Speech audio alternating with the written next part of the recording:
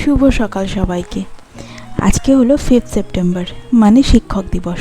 ছোটবেলা থেকেই এই দিনটা আমার জন্য একটু স্পেশাল।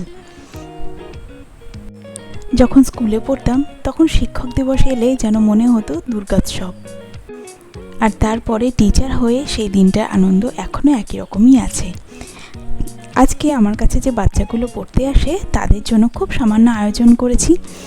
আজকে দুপুরের লাঞ্চে আছে চানা মশলা, আর তার সঙ্গে প্রথমে ভেবেছিলাম যে ভাটুরে বানাবো, কিন্তু ময়দা না দিয়ে সে জায়গায় আমি আটা, দই, চিনি, লবণ এবং সামান্য কিছু দুধ এবং জল দিয়ে বানিয়েছিলাম।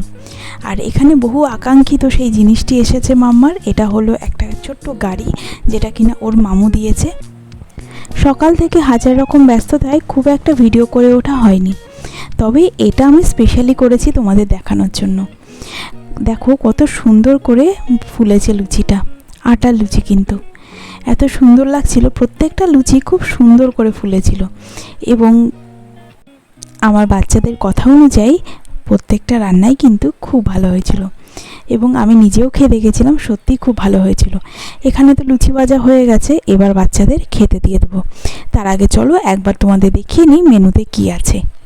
চানা মশলা, তার সঙ্গে লুচি, স্যালাড, সিমাই, প্লাস্টিকের চাটনি, আর আমি চানা মশলার মধ্যে একটুখানি পনির কেটে দিয়ে দিয়েছিলাম। আর ছিল মিষ্টি, সেটা আর রেকর্ড করা হয়নি। আর ছিল আইসক্রিম, যেটা সব বাচ্চাদের পছন্দ। খাওয়া হয়ে যাওয়ার পর শেষ মুহূর্তে আমি এই ভিডিওটা রেকর্ড করেছি। তারপর সবাই মিলে একটু ফটো তুললাম। আর যেহেতু ওদের পরীক্ষা চলছে তাই খুব বেশিক্ষণ ওরা আর থাকেনি।